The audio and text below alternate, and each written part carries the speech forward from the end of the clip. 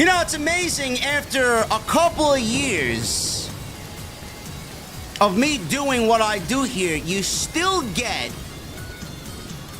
half-witted idiots still complaining about the long intro, JD.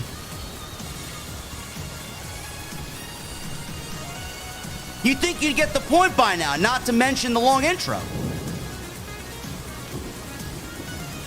Sorry, I had other things to take care of. Crown Jewel tonight!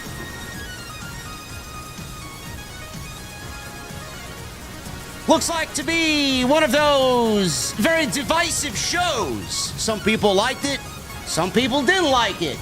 You're looking at somebody that quite honestly did not like the entire 3.5 hours of Crown Jewel.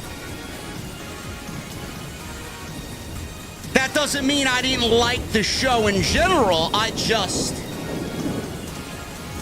just don't feel any emotion towards anything that happened on this show outside of Sami Zayn showing up and helping Roman Reigns and the Bloodline fend off Solo's Bloodline. We'll talk about it, man. We'll talk about this and everything else on the Crown Jewel post. The OTS venue is open for happy hour, man. And when I walk through those doors on this Saturday afternoon, Titus has got the kitchen fired up.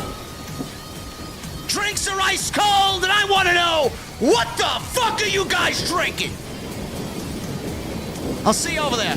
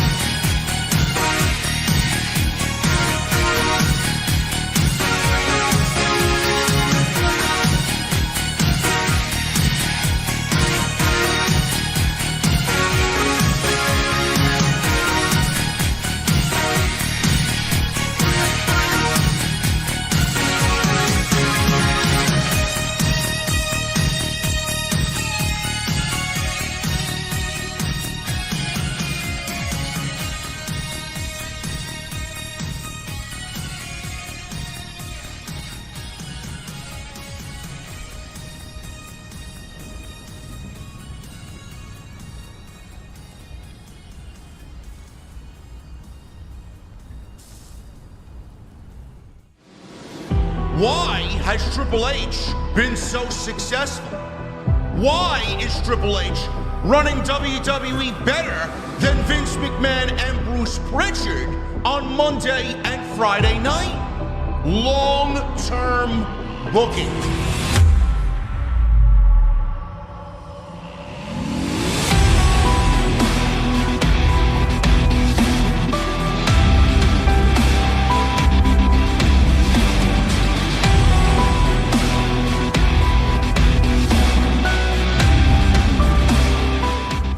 What is going on, guys? Thank you so very much for joining me right here on Off the Script. This is your WWE Crown Jewel 2024 post show for your Saturday.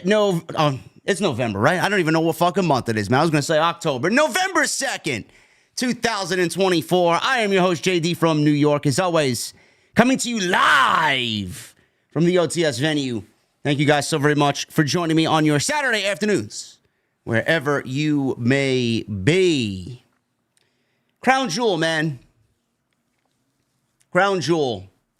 on paper, the show looked pretty decent. Show looked pretty decent. Can't lie, can't front. Show looked pretty decent.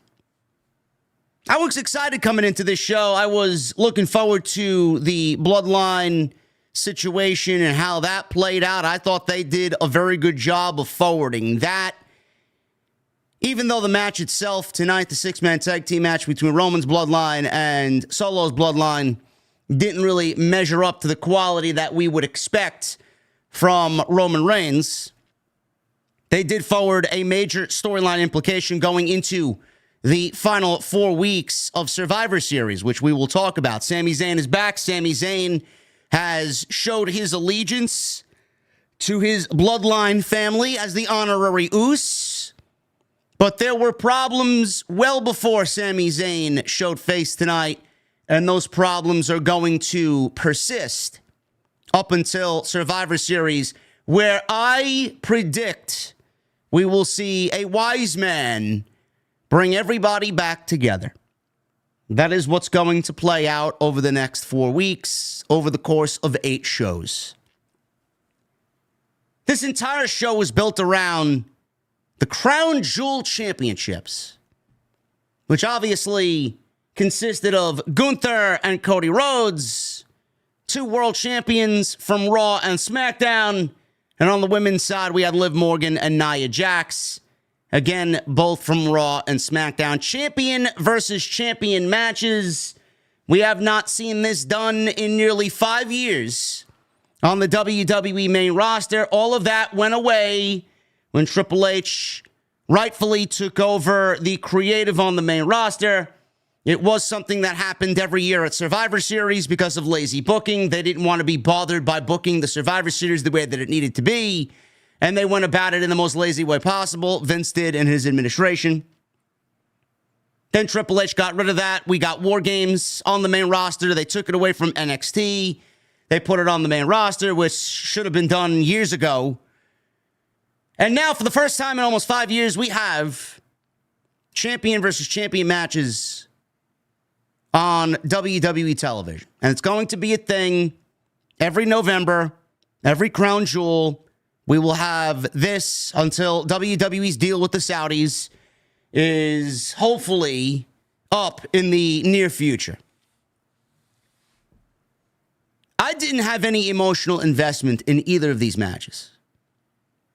And I've been harping on investment. You know, some people like to watch pro wrestling just for the simple athleticism of the sport and the grapplers, the great mat tacticians, right? The great wrestlers that we see. That's great. I'm not going to criticize you for what you like about the sport. We're all here because we love professional wrestling. But I've learned over time that it's more than just great pro wrestling that is important. And I've been harping on the fact that if there is no story, there isn't anything. You got nothing there. And that's the way I felt coming into this show. That's the way I felt coming into this show. You can't sit there and say, I'm wrong about that. You can't sit there and say, oh, JD's out of his mind. It was a great pro wrestling match. Great. I mean, I am never going to sit in this chair and tell you a Cody Rhodes match or a Gunther match is a bad pro wrestling match. I think we all understand the sport. I think we all understand these two men and what they do to a point where we know that they don't have bad matches. I was not coming into this thinking this was going to be a bad match. I was coming into this thinking that this was going to be a great match. And I actually came into this thinking that Cody Rhodes and the body of work that Cody Rhodes has given us in this WWE title reign is probably some of the best of his entire career. Point blank, period. Cody Rhodes is going to have several match of the year candidates in WWE this year alone for himself. He's basically doing in WWE what Will Ospreay is doing in AEW. He's a great pro wrestler. And so is Gunther. But that's all we got tonight. That's all we got. We got Gunther, who's a great pro wrestler. We got Cody Rhodes, who's a great pro wrestler. We got two guys who are great pro wrestlers who gave us a great pro wrestling match. What am I going to do walking away from tonight's show? Am I going to sit here next year at some point and say, hey, you know what, man, let me go back and watch Crown Jewel 2024, man. That Gunther and Cody Rhodes match was so imperative. It was so important to the overall sport and the history of this sport. I got to go back and relive the moment that it was. No, I'm not going to do that because the match doesn't deserve it. It was a moment for this country. It was a moment for these people. It was a moment for this show, and that is it. By the time we get back to the United States, there's not going to be one single fucking person that is going to be talking about Crown Jewel and the Crown Jewel Championship matches that we saw tonight at the PLE. Not one single person. Zero emotion. So when you guys want me to sit here and say, oh, well, it was a great show, JD, we're looking at it from two different points of view. You're looking at it as, oh, it's a great pro wrestling show. Fine. You are absolutely in your lane to say that. But I'm going to need you guys to understand where I'm coming from. In my lane, there was zero emotion. There was zero reason to care. And we all knew that this was going to be the case when they announced this shit at Hell in a Cell. Champion versus champion matches. Outcomes are going to be a little dicey when it comes to who wins and who loses. And then we found out that the championships aren't going to be carried around. They're not going to be carrying around these championships. They're not going to be defended. And the fact that these championships are staying in Saudi Arabia, and both Cody Rhodes and Liv Morgan, who won their respective matches tonight, will be carrying around a diamond ring so that they can show off that they are the crown jewel of WWE. I don't know, folks. I don't know about you, but from one wrestling fan to another, from me to you, I don't give a shit. All of what happened tonight means absolutely fuck all, in my honest opinion. That's basically it. Nobody's going to remember this. Nobody's going to go back and watch this. Nobody gives a shit about what happened on this show. Nobody. So when you want me to give a review about this show, it was just another show. It felt like a house show with some storyline implications for the major storylines going into Survivor Series, which consisted of Kevin Owens and Randy Orton and the Bloodline. And that basically is the entire show. So how successful was this show? How great was this show? It wasn't great at all. In fact, it was probably one of the worst Saudi shows that WWE's put on because they really put a stamp on the propaganda that it was with these two championships. They made it about this.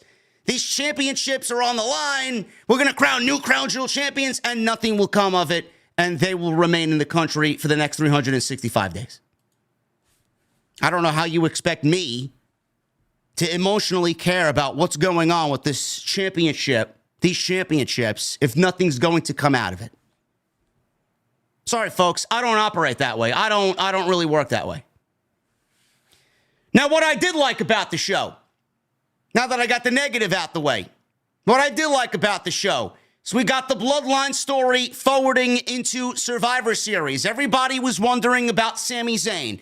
Where was Sami Zayn going to fit in to this story? Was Sami Zayn going to be a part of it at all? We didn't really know if he was going to be a part of it at all until Monday night, where we saw him interact with Jey Uso when Jey Uso told him, Us, you aren't family. You don't understand. Jey Uso told Sami Zayn, of all people, that he thinks Solo Sikoa is a lot worse as the tribal chief than when Roman Reigns was running havoc and causing chaos on Friday Night SmackDown for 4.5 years. He legitimately told Sami Zayn that. The same Sami Zayn that was in the same boat as Jey Uso, who had to deal with a very manipulative Roman Reigns as Universal Champion. He told him that he wasn't family and he didn't understand. Of all people, you tell Sami Zayn that. The one guy who absolutely understands everything. Jimmy Uso went to go talk to Sami Zayn after what Jey Uso told him on Monday night. Couldn't find him during the middle of the show, and then found him at the end of the show talking to Solo Sikoa. We don't know who stopped who. Sami Zayn was outside in the parking lot. Solo Sikoa was in a limousine with the window rolled down, and they were conversing as that was the final Bloodline segment on Monday night. We go into Friday. Jey Uso has decided to meet with Roman Reigns. Jey Uso said basically, Us, we're going to do this, but there are new guidelines if I'm going to do this with you. We are back together. Me and my brother are back together. We are now equals. I am not your lackey. I am not your right-hand man. I am not second place. We are operating this family from now on as equals, and we need to come together to do the right thing for the family. Roman Reigns basically said yeet, and he agreed to Jey Uso's terms. Everything seemed to be peachy coming out of Friday Night SmackDown. Coming into tonight, everything looked okay, minus the facial expressions that Roman Reigns was giving Jey Uso during his unbelievable entrance tonight. He looked a little perturbed. He looked a little bothered by the fact that Jey Uso got a bigger reaction than Roman Reigns did tonight, believe it or not. And there was some problems within the match where Jey Uso didn't want to tag Roman Reigns in, and there was some dissension, there was some arguing. And then at the end of the match, we got Sami Zayn, who we all expected to be here on this show because he's very over in Saudi. He showed up and basically tricked Solo Sikoa, giving him a hug only to turn around and giving him a exploder suplex. And then he was beaten down, rightfully so, 4-on-1. And then when they had Solo Sikoa cornered 4-on-1, the OG Bloodline had Solo Sikoa cornered 4-on-1. It was a Busaiku knee that leveled Roman Reigns. I think it was a Busaiku knee. That leveled Roman Reigns, and Sami Zayn accidentally knocked Roman Reigns out as Solo Sikoa escaped a 4-on-1 situation. So then after that, Jimmy started arguing with Sami Zayn. Jey understood that it was nothing more than an accident because he was out there to save Jey Uso. Roman didn't know what was going on. Roman's probably going to take this to heart and blame Sami Zayn and be on the side of this guy's not family. He was never family. Why is he here again? There's a story that's playing out here. And a lot of people didn't really understand what was going on because all they saw was a very mid six-man tag team match that didn't deliver the quality that we would expect a Bloodline match to deliver. So tonight we're going to go over why the match felt flat and where this story is going. Everybody says it feels rushed. You're entitled to think that way. But we have 4 weeks and 8 shows to go. If you don't think the Bloodline's going to be on Raw, and if you don't think the Bloodline's going to be on SmackDown in the next 4 weeks leading into Survivor Series, I don't know what you expect WWE to do. I don't know what you want them to do. They're going to set this up. It's going to be fine by the time we get to War Games, and everybody's going to really be in a position to, I don't want to say be exposed, but everybody's complaining now, but I don't think people will be complaining by the time we get to Survivor Series because I'm expecting a war inside the War Games match at Survivor Series in Vancouver. So I liked what they did tonight. I did. I'm glad Sami Zayn is now finally involved. As I said on Friday, and I said on Monday as well, Sami Zayn brings a level of emotion that many people just can't deliver. Sami Zayn is a very emotional pro wrestler.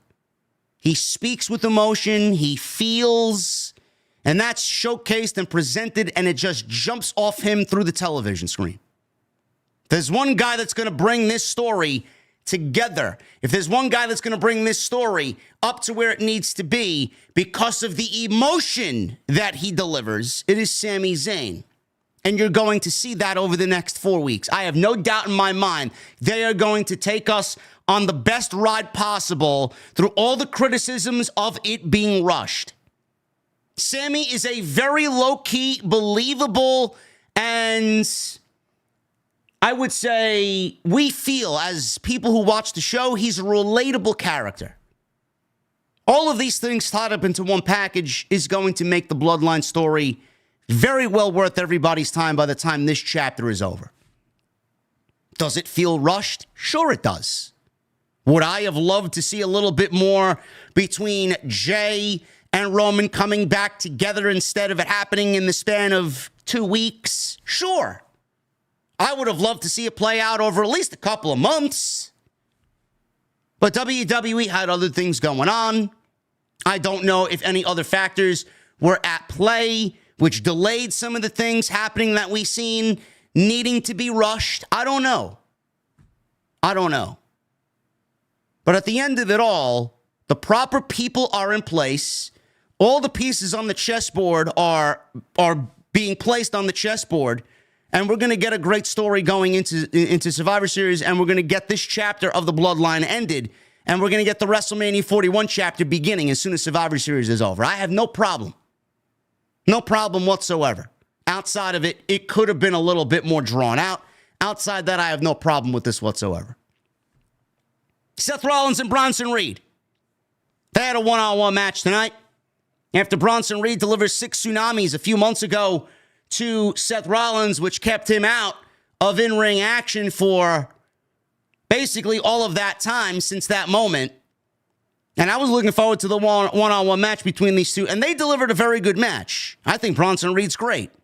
I think Seth Rollins is great. You could see that Seth Rollins and what he brings to Monday Night Raw was sorely missed, and my God, is it needed. But the outcome of the match, though Bronson Reed looked strong, yes, Bronson Reed looked strong in defeat, it doesn't defeat the purpose that I honestly think that it was a bad creative move, seeing how we got Bronson Reed to a point where he's an unstoppable monster, and all it took was a couple of curb stomps to take this big monster out. I don't like people's momentum being stifled when clearly they are on a trajectory to bigger and better things. Why did Seth Rollins need the victory when you've been focusing on Bronson Reed for the last 2 months, and without a shadow of a doubt, Bronson Reed needed the victory? You could sit there and hide behind, oh, well, he was protected. Oh, well, he got curb stomped on steel steps, and then Bronson Reed Seth Rollins delivered a super curb stomp off the top rope. I don't give a shit what he did. He could have delivered a fucking curb stomp off the Empire State Building. I don't give a fuck what he did. Bronson Reed needed to win the match. Plain and simple. But I'm sure we'll get a situation that I'm going to discuss tonight in regards to a rematch between these two. So I'm sure that's going to happen, and it's going to happen no later than Monday Night Raw. LA Knight defended the United States Championship against Carmelo Hayes and Andrade. Very good match. Even the women's tag team title match, I thought, was yet another fun ride with all 8 of those ladies. But outside that, I can't really sit here and tell you that it was a great show. I know what a great show looks like. This was not a great show. Outside of a moment here, a moment there, a moment over there, we didn't really get anything too crazy on tonight's show. We didn't. And I honestly thought it felt lifeless. I thought it felt very forced. It wasn't genuine. I honestly feel like there was just no emotion. One way or another, going in, you didn't care. One way or another, coming out, you just didn't care. Everybody wants Survivor Series to get here. Everybody wants WWE to get back to the States. Everybody wants to stop these tape shows. And everybody wants WWE to go 150% full steam ahead going into Survivor Series. We'll talk Kevin Owens and Randy Orton, which was not an official match. Some people are saying that the unofficial match was probably the best match on the entire show. And then Cody Rhodes defeated Gunther clean. Yes. No shenanigans. No Kevin Owens. No Randy Orton. No fuck finish. No Ludwig Kaiser. Nothing. Cody beats Gunther clean in the main event of Crown Jewel. 1, 2, 3 in the middle of the ring. No surprises, no cliffhanger, nothing. We're going to go over it all tonight here on the Crown Jewel post show right here on OTS. Yes, Cody and Gunther delivered a great wrestling match. Nobody's saying they did not. Thank you guys for 2,400 in here on a Saturday afternoon, man. Appreciate you guys. Appreciate you guys very much. Follow me on social media at JD from NY206, Twitter, Instagram, TikTok, and Cameo. Hit that subscribe button down below. Turn on the bell for notifications. You guys know what to do, man.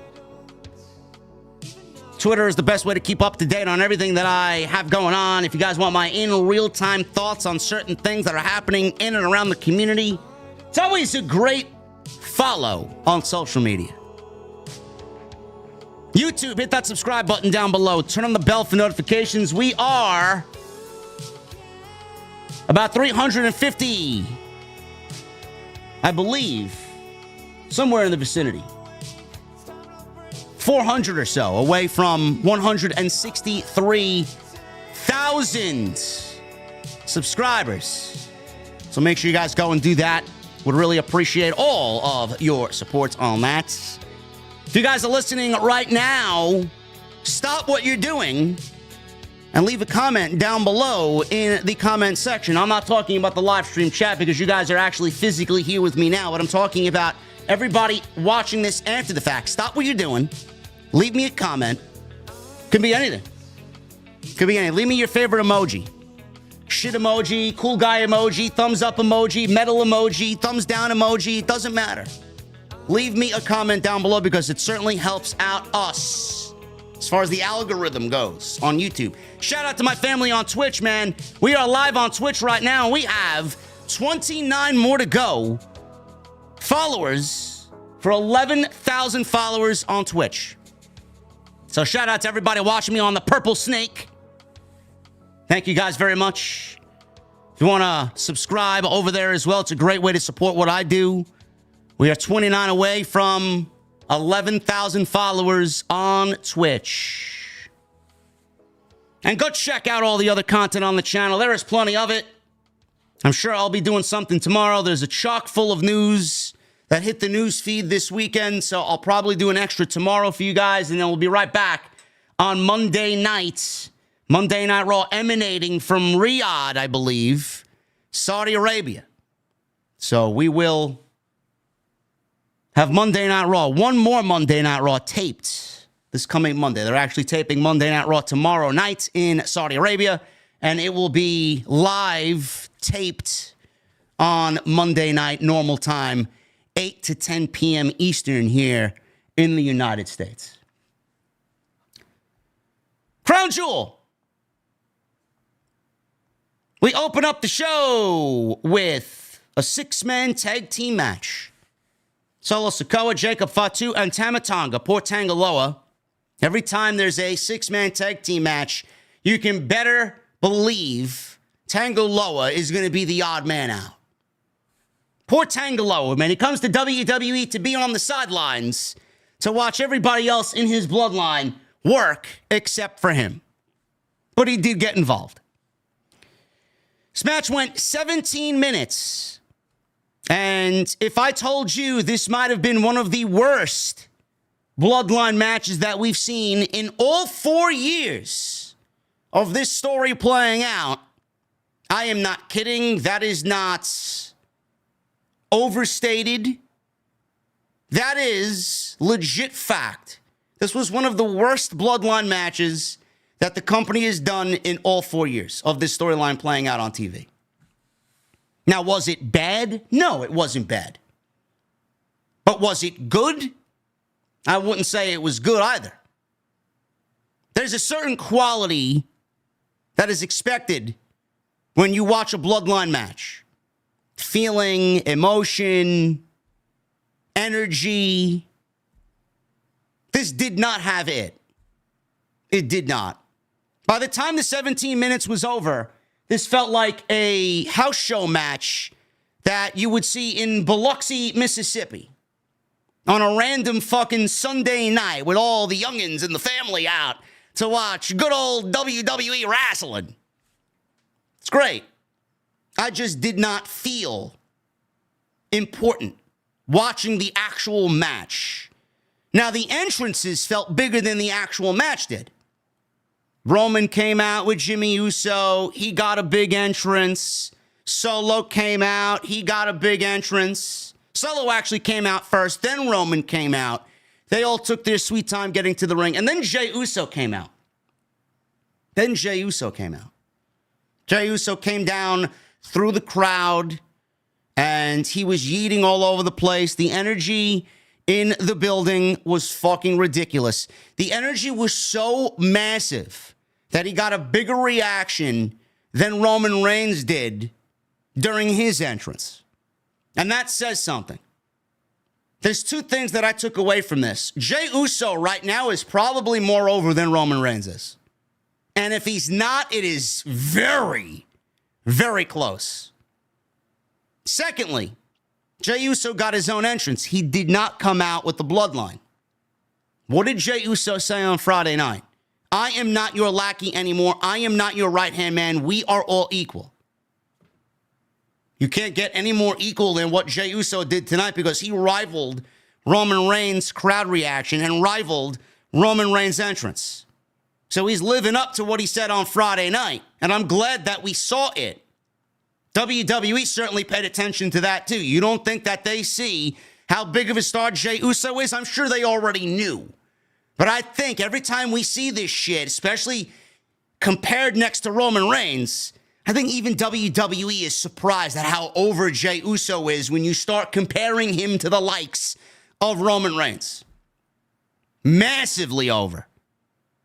How big of a star he is, how over the audience loves him, and the simple fact of the matter is that he is his own man. That's great. His brother Jimmy and him are the greatest tag team, quote unquote. I don't think that they are in WWE history. That's what WWE wants you to believe. But the simple fact of the matter is, look at how him being removed from the Bloodline has transcended his career. It's unbelievable to watch. Unbelievable to watch. Now, Roman didn't understand this. Roman didn't understand it on Friday night. Roman didn't understand it tonight. The facial reactions to Roman Reigns, to Jey Uso, they were done on purpose. They focused in on those on purpose. They want you to see the confusion and the I don't really get it demeanor from Roman Reigns to Jey Uso, because deep down, Roman Reigns is still struggling with the fact that he's got to let his guard down, that he's got to humble himself, he's got to eat a slice of that humble pie, and he's got to own up that everything that we've seen up until this point is because of Roman Reigns. Solo Sikoa is running wild on Friday Night SmackDown with the new Renegade Bloodline. Why?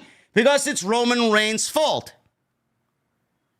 Jey Uso is the way that he is right now. He might not like it. He might not appreciate it. He might not understand it. But one thing is for certain. The reason why Jey Uso is the way that he is right now is because it's Roman Reigns' fault. A lot of everything that happened is Roman Reigns' fault. So everything that you're seeing from Roman Reigns and the way he's behaving, that is done intentionally. Because that's how he feels. On the surface, he's got to own up and say, you know what? All right, yeet. Let's get back together. But deep down, this shit is eating him up inside. Because he knows he's the tribal chief. He knows he should be the Universal Champion or the WWE Champion. He knows he should have everything that he once had. But even Roman knows that what he once had, he had because of Jimmy and Jey Uso. It's going to come back to eventually bite him in the ass. The match started. Jay and Tama Tonga started. There was a little dissension between Jay and Roman at the start of this match. Roman wanted to start. Jay wanted to start. Jay told Roman, let me start. Roman let him start. Jimmy tagged in eventually. Usos worked together. Some double team moves from the Usos for the first time in at least a couple of years. Jacob Fatu then tagged in. Usos had no trouble with him. Double teamed him as well. Clear the ring. Roman Reigns, so far so good, seems very pleased with what his cousins are bringing to the table. We want Roman. We want Roman, was chanted. Reigns called for a tag. He puts his hand out. Jay ignores it and tags in Jimmy instead. Corey Graves gave us the explanation on commentary that Jay wanted Reigns to know he wasn't in charge anymore and that they are all equals. So once again, that one line from Friday Night SmackDown coming into play. Jay and Roman argue for a little bit. Jimmy trying to mediate and become a peacemaker here. He wanted everybody on the same page. This distraction, this arguing, caused Solo's bloodline to take control. Tama is in control. He goes for a stinger splash. He missed it. Jay tags in. Some strikes, a big running hip attack. Jacob Fatu tagged in, gave Jay a pop-up Samoan drop.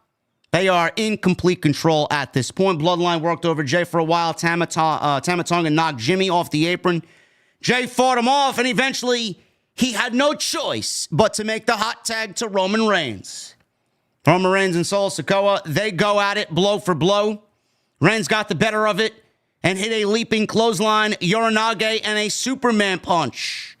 Solo blocked the spear and hit a Samoan spike. It actually was a huge botch at this point in the match. After the Samoan spike, the referee goes to count 1, 2, and it looks like he stopped the count, and Roman did not kick out either.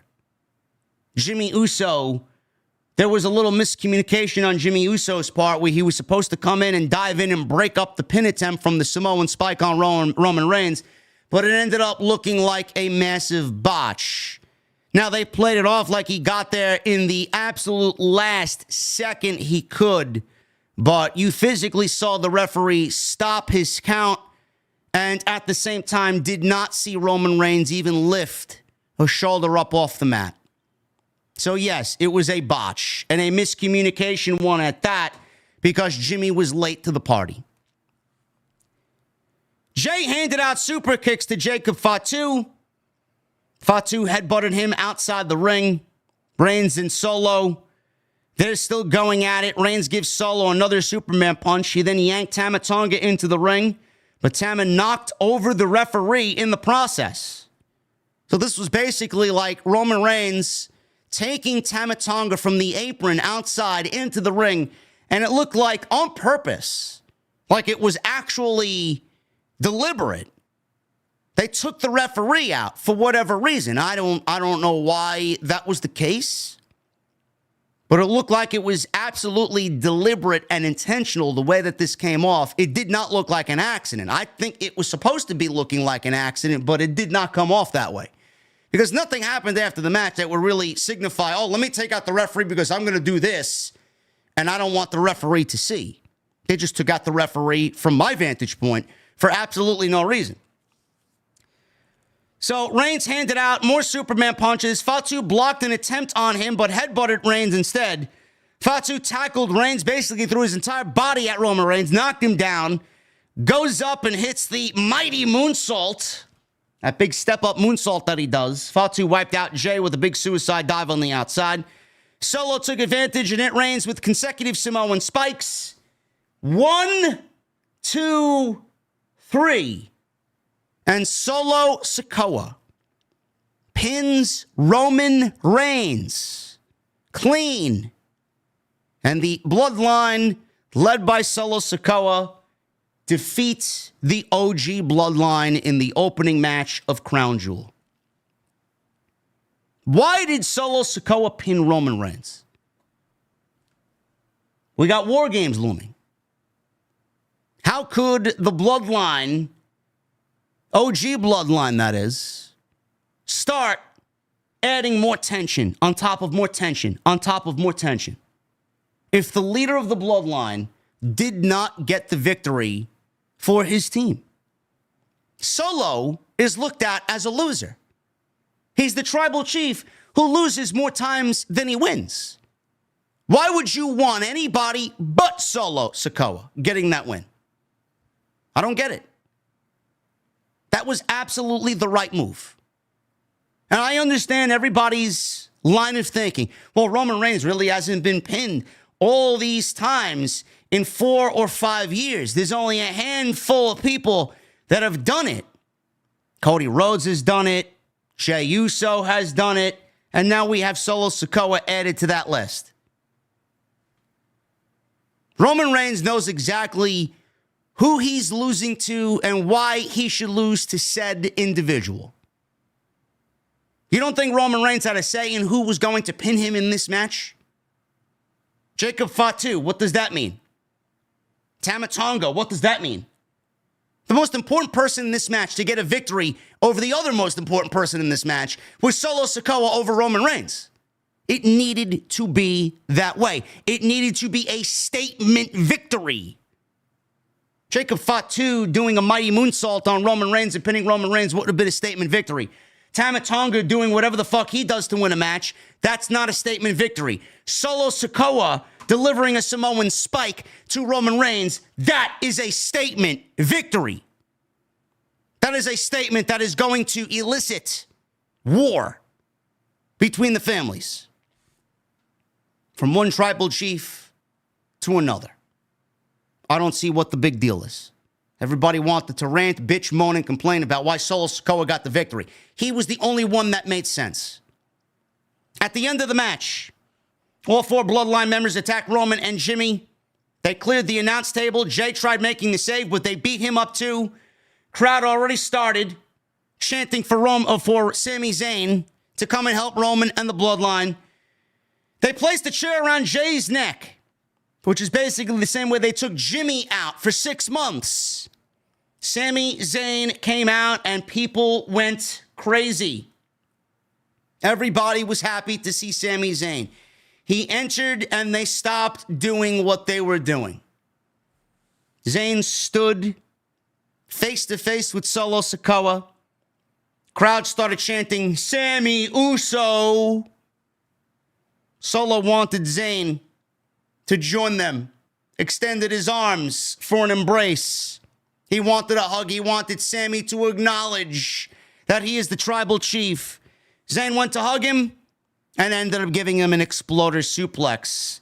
Bloodline then swarmed Sami Zayn 4-on-1, and he was eventually saved by the babyfaces, Roman Reigns, Jimmy, and Jey Uso. They cleared the ring of Tama Tonga, Tangaloa, and Jacob Fatu, only leaving Solo Sikoa in the middle of the ring, and all of the OG Bloodline are in all 4 corners. Reigns went for a Superman punch. Zayn simultaneously was going for a big boot. I don't remember what it was, a big boot. I think he was going for a haluva kick or maybe a Busaiko knee or something along those lines. It was a major shot. So at the same time, Roman was delivering this Superman punch and Sami Zayn was delivering his haluva kick. They collided with each other. Solo got out of harm's way. Sami inadvertently hit Roman Reigns and knocked Roman Reigns out. That looked great. Solo Sikoa bailed. He starts laughing in the aisleway. He's like, ha, ha, ha, ha. Look at what you did now. Look at what you did now. Jimmy got in Zayn's face until Jey came over and separated them. Jey was the one who was going to get blasted with the steel chair in the corner. Jey knew why Sami Zayn was out there. Jey knew Zayn was going to save him. He saw everything go down. He's not stupid. Jimmy did not. Jimmy ended up blaming Sami. Why did you do that? Look at what you did. Jey tried to intervene and tell his brother it was accidental. He did not mean to do that. Zayn and Jimmy start getting into a shoving match. And then at the end of all this, at the end of all of it, Roman Reigns is sitting in the middle of the ring. And that same camera shot, that dejected WrestleMania camera shot that we saw at 39 when Cody Rhodes lost his opportunity at the WWE Championship, could not finish the story. That same over-the-shoulder camera shot with Cody Rhodes looking all dejected and Roman Reigns in the distance in the aisleway celebrating. Same shot that we got tonight with Roman Reigns in the middle of the ring, but Solo Sikoa in the distance celebrating victory over the Bloodline. Everything that happened at the end of the match was so much better than the actual match itself. The match itself was forgettable. Nobody's going to remember the match. Everybody's going to remember when Sami Zayn came out and Sami Zayn, being the honorary Uce, aligning himself with the OG Bloodline. Now all the pieces are in play.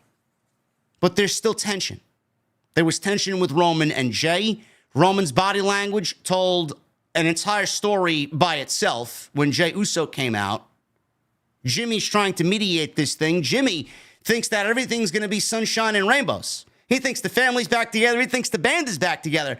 But Jay's his own man. Roman's his own man. There's going to be a power struggle, a popularity here. One guy thinks he's better. The other guy thinks he's better than the other guy. There's going to be issues there. Now you involve Sami Zayn, who's already been told by Jey Uso he's not family. You don't understand.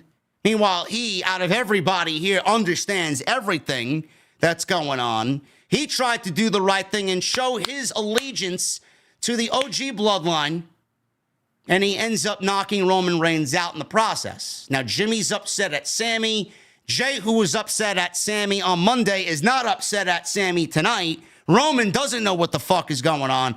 There is so much going on here as far as where people's mindset is. There's tension from Roman, tension from Jay, tension from Sami. Jimmy's trying to mediate all this. He's not going to be able to do this all on his own. He's not. There's only one person. Everybody's been asking, where's Paul Heyman? Where's Paul Heyman? We got Jay back. We got Jimmy back. We got Sami Zayn back. Where is Paul Heyman? Paul Heyman's going to reveal himself when the time is right. He will be back on television. And you will get another moment on Friday Night SmackDown that will go down in the entire Bloodline history, the whole Bloodline saga. The last time we saw Paul Heyman was at Madison Square Garden, and he was blasted by the Bloodline and put through a table. Taken out of commission, hasn't been seen since. There's only one person that's going to tie all these egos and all these personalities together and bring the family back together. A job that only a wise man can do. It's in the title of his job description. Paul Heyman will make everything right. And that is the best person to bring everybody together, get everybody on the same page, batten down the hatches, and give everybody the mentality that they need as they head into war. I'm expecting that Paul Heyman promo to be one for the fucking ages in the Bloodline saga. You don't think Roman's going to sit there and listen to what Paul Heyman has to say? You don't think Jay's going to sit there, Jimmy, Sami? They know exactly what Paul Heyman's going to bring to the table. Imagine Paul Heyman riling up the troops going into War Games, man. We're setting it up to be one of the all-time best moments that SmackDown has had all year. Because that's exactly what's going to happen. Can't wait to see it.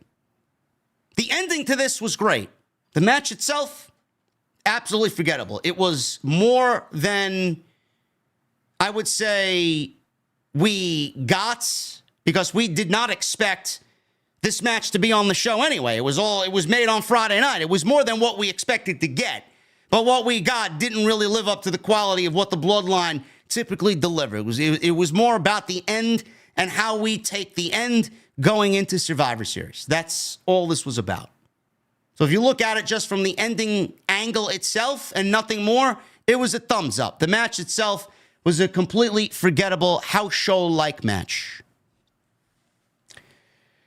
Moving on. Fatal 4-Way Women's Tag Team Championship match. Jade Cargill and Bianca Belair, the Women's Tag Team Champions, against Chelsea Green, Piper Niven, Kairi Sane, and Io Sky, Lash Legend, and Jakara Jackson. to NXT ladies. They got the spot on Saudi. Imagine that. I don't think they had that on their bingo card when they started 2024. Good for them. Jade Cargill and Bianca Belair successfully defeated all three of these teams and retain the Women's Tag Team Championships here at Crown Jewel. I would be the first to tell you that I didn't like a match for so-and-so reasons. Now, we watched SmackDown last night, or at least some of you did, and I thought what the ladies did in a singular fatal four-way match, because we had one woman from each team here tonight on SmackDown Friday night, and we got a fatal four-way match. And I thought that was a very fun match. I thought it was very good. We got a little tease for what to expect here tonight with all four teams involved. Now, just like Friday night, I thought what the ladies did here tonight was probably, if we're talking women's tag team matches in WWE, which right now is at an incredibly low bar because the titles are fucking worthless and nobody gives a shit about the division itself. If we're really talking about what we've seen from the division by itself, this was probably one of the more fun matches we've seen all year in 2024. And that says a lot, because I'm not the biggest Bianca Belair and Jade Cargill fan. I love Bianca, but I'm not high at all on Jade. I'm not the biggest Lash Legend and Jakara Jackson fan, but I could see that they are doing their very best at hanging with these other women. Chelsea Green and Piper Niven, I don't really care. I think everybody was focused in on Io and Kyrie. I think they were the emotional odds-on favorites to win this match. They did not. Here's hoping Io at least factors into possibly winning the Royal Rumble in 2025. This was a fun match. I thought these ladies brought it. It was fun. Everybody got some big spots. Nobody, to a point, fucked up terribly. And there was a great moment. Believe it or not, there was a great moment between Lash Legend and Jade Cargill. And I'm going to give Lash some props tonight. I am. Now, I'm not the biggest Jade Cargill fan. You guys know that. I don't really see any progress. If there was progress, I would tell you. I'd be the first to tell you. I actually see more progress in Lash Legend than I've seen in Jade Cargill. In fact, it looks like WWE, whatever they wanted in Jade, they certainly are getting in Lash Legend, because that's the way it seems to me. But here we are giving Bianca Belair the short end of the stick because she's got to carry around someone like Jade Cargill, and she absolutely feels less than for it. So how is that working out for WWE? Lash Legend and Jade Cargill had a great stare down and a great mini physical battle in the middle of the ring tonight. They were throwing fucking bombs at each other. I thought what they did for the little time that they did it was very good. Everybody got some shine in this match. Everybody got some shine. Io and Kyrie came out first, and then we got everybody else coming on out. Belair is starting the match. She got some early offense. Lash Legend dropped Jakara Jackson onto the back of Chelsea Green. Lash and Jade tagged in, and Jade took down Lash with a kick to the chest. They played to the crowd. Niven leapt off the top rope and landed on both Jade Cargill and Lash Legend. So Chelsea teased the top rope move to the floor, but she thought better of it. She wanted to go for a moonsault, but instead went for a cross body block and took everybody out. Niven caught her. Kyrie then leapt off the top rope and onto both Chelsea and Piper Niven. Io then landed a moonsault on to everybody off the top rope at ringside. Jakara Jackson launched off Lash's shoulders onto a crowded outside area. Everybody again on the outside. Belair then clotheslined Lash Legend over the top rope, and both tumbled to ringside. This actually got a "This is awesome" chant from the Saudi Arabia crowd. Jade and Chelsea got into the ring late. Jade gave Chelsea jaded. Kyrie and Io broke up the cover. Sky gave Belair a German suplex into a bridge that did not look good as she lost her grip. Lash Legend and Jakara Jackson double-teamed Io with a sit-out powerbomb. Chelsea and Niven took control. Niven then mistakenly landed a swing splash out of the corner, or a Vader bomb out of the corner onto Chelsea Green. She did not realize that whoever she was delivering the move to moved, and Chelsea Green was there underneath her, and she delivered the move to Chelsea. Jade then lifted Niven onto her shoulders. Then Bianca Belair climbed the top rope, clotheslined her off of Jade's shoulders to the mat in a doomsday device, and that was enough for the finish. Jade Cargill and Bianca Belair retain the women's tag team titles. I thought this was fun. I actually predicted that Io and Kyrie would win the tag team championships because I thought that they were the fan favorite. They were the emotional favorite, and I thought that WWE would start to break up Jade and Bianca, which you probably would assume is coming soon. We don't know when, but I do think that they will be each other's WrestleMania opponent. And I think that's going to play out potentially at some point in 2025. I went with Io and Kyrie because I thought, honestly, out of all the women in this match, that they deserved it most. I did not give Lash Legend and Jakara Jackson any shot at winning the tag team championships. The reports said that they were being showcased on the main roster, and they've held their own, honestly. I mean, they're nothing special right now, but the fact that they were able to hang with everybody and look good, it only goes a long way for them to eventually get the call up to the main roster within the next 12 months. Piper Niven and Chelsea Green, they're more of a comedy act. I could see WWE wanting to give Chelsea a little bit of a bone just for all the hard work that she's done. I thought that they might reward her with a tag team title, but they did not go that way. They kept the titles on Jade and Bianca. I don't know when the breakup's going to happen. I would assume maybe around Rumble time. But the question is, when that day does come, who goes heel and who's the babyface? I'm turning Bianca heel. I don't think WWE's got the balls to do it, and I think Jade is probably going to be a better heel than a better babyface. But I'd love to see the roles switched. I'd love to see Jade remain the babyface, and I'd love to see Bianca be the heel. I mean, it's an easy story to tell. Actually, it's actually double-sided. You could tell two stories with either one of them going opposite ways. Jade could actually say, you know what, I used you. I got what I wanted out of you. I don't need you anymore. I'm better than you. I'm stronger than you. I'm faster than you. I'm everything that WWE thought that they had in you, they have in me. I could see Jade go heel. I could see Bianca go heel for the reasons of, I don't need you. I've actually stifled my career, and I've slowed my career trajectory down to help you out when I didn't have to do that. I don't give a shit about you. You ruined what I was. I was the longest reigning Raw Women's Champion of all time. What the fuck have I done since then? They both have great opportunities to really state their case on why one would want to turn on the other. So it's going to be interesting to see what way WWE actually does go about it. But I honestly think at the end of the day, Bianca needs some sort of character change. She needs some sort of character momentum.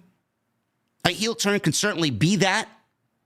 And the one thing I'm worried about most out of all this, if you're thinking about a Jade and Bianca WrestleMania match, is how Jade has not gotten any better since the first day that we saw her in WWE. She's legitimately the same woman that we got in AEW. There's no strength there at all as far as what she brings to the table. It's all the same things. There's no growth. She hasn't gotten any better at all.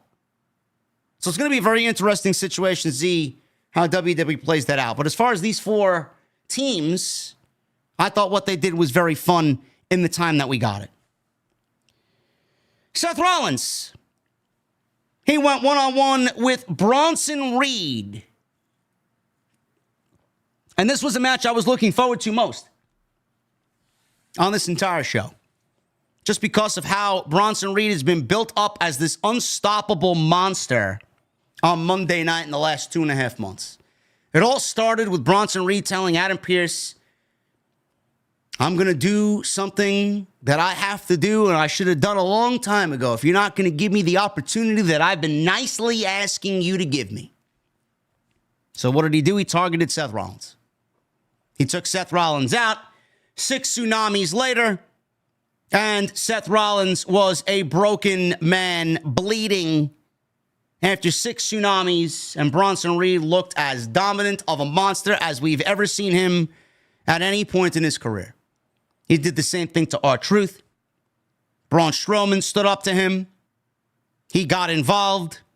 You want to be the new monster on Monday night? You got to go through me first. And they started brawling. And they started getting into sheer chaos on Monday night that ultimately resulted after weeks of chaos in a last monster standing match. That Braun Strowman won while at the same time tearing his groin in the match. He beat Bronson Reed thanks to Seth Rollins, who delivered a stomp, believe it or not, on steel steps after the ring collapsed in the last monster standing match. Fast forward to this. We got Crown Jewel, Bronson Reed and Seth Rollins. I thought what they did was very good. I enjoyed both Rollins and Bronson Reed. But if you're asking me about the outcome, I did not like the outcome whatsoever. I thought the outcome was the wrong decision. How did we get there? Rollins entered first and went after Reed when he made his entrance down the ramp. They brawled towards the ring, and Rollins hits a suicide dive. Reed grabbed Rollins and slammed him over the barricade onto a set of chairs, announcer chairs. They got into the ring. The match starts. Ding, ding, ding. The bell rings. Reed immediately hits a tsunami. Here we go. He hit the tsunami as soon as the bell rung. Instead of going for the cover, which stupidly he should have done because who kicks out of the tsunami? He went up for a second one. He went up for another one, and Rollins moved. He got up and hit a curb stomp, and he got a very close 3 count. He got a 2.5. I did not like that. I did not like that Bronson Reed hits a full-on tsunami as soon as the match officially starts. Rollins gets up, no-sells it, and delivers a curb stomp right into the next sequence. I don't like that at all. Why are we not protecting, in that moment, the tsunami splash? It's been the most protected finish move in WWE. And here we have Seth Rollins getting another tsunami, only to get up and then deliver a curb stomp. Not a good start to the match. Rollins went for a sunset flip, but Reed sat down on him. Reed worked him over until Rollins countered a power bomb into a DDT. Rollins followed with a flying clothesline, but Reed remained on his feet. Reed met Rollins on the middle rope. Rollins headbutted him off and followed up with a nice-looking frog splash. Bronson Reed kicked out at a 1. Rollins hits a rolling forearm. Reed knocked him over and hit a sitting spin-out powerbomb. He goes for cover. He gets a 2 count. Reed followed with a Death Valley driver, and then he goes up top and delivers a mighty superplex for a very close near fall. Rollins smacked Reed in the face, so Reed just took him out with a clothesline. Reed set up for tsunami, but Rollins rolled to the other side of the ring. Reed then says, all right. He delivers a senton. He tries to go up for another tsunami, and Rollins rolls to the outside this time. Reed grabbed the steel steps in frustration because he was frustrated that Rollins was rolling away from his tsunami attempts. He tried to hit Rollins with the steel steps. He would have hit Rollins with the steel steps and then would have been disqualified. So he did not. Rollins, as Bronson Reed picked up the steel steps, took him out with a chop block, and Bronson Reed dropped the steps and landed face first on the steps. Rollins saw Reed in a compromised position and on the outside delivered a curb stomp to Bronson Reed face first into the steel steps. So Reed slipped into the ring, He tried to avoid the count out. Rollins hits another curb stomp, so that's 2 curb stomps. Bronson Reed is still moving. Rollins says, all right, you don't want to stay down. I'm going up top. And he delivers a super curb stomp off the top rope. 3 curb stomps. Rollins wins. 1, 2, 3. He defeats Bronson Reed. Now, the match itself was very good. I thought they worked incredibly well together. Bronson Reed is a beast, and Rollins rarely has a bad match. The ending is what I have a problem with. Now, I want to point out the fact that everybody is like, well, he was protected. Sure. You can go that route, and you can use that as your excuse. You are more than welcome to do so. It took 3 curb stomps, 3 finishing moves of Seth Rollins to beat Bronson Reed. Fine. The curb stomp on the steel steps was the death blow because he did not recover from that, only to hit 2 more curb stomps to end him. The one on the steel steps busted Bronson Reed open, and there was a great visual of him bleeding from the curb stomp on the steel steps. After the pinfall was made, Rollins rolled out of the ring, and Bronson Reed rose up. He got back to his feet, and he was basically not done yet. Rollins turned around. He couldn't believe what he was seeing. 3 curb stomps, one of which was on the steel steps. He gets up, and he's staring at Bronson Reed, who's standing there in the middle of the ring, staring right back at him. Bronson Reed is now done with this. Seth Rollins is like, next time you'll remain down, and if you want some more, you know where to find me. So basically, we know we're getting another match at some point. When and where, we don't really know yet. I'll talk about that in a second. But 3 curb stomps. After 2.5 months of building this guy up to be a legitimate monster. Last monster standing match, all the tsunamis that he delivered, all the chaos, all the destruction. First match in, and he loses. But everybody wants to go to the excuse of, oh, well, he was protected. Why can't we?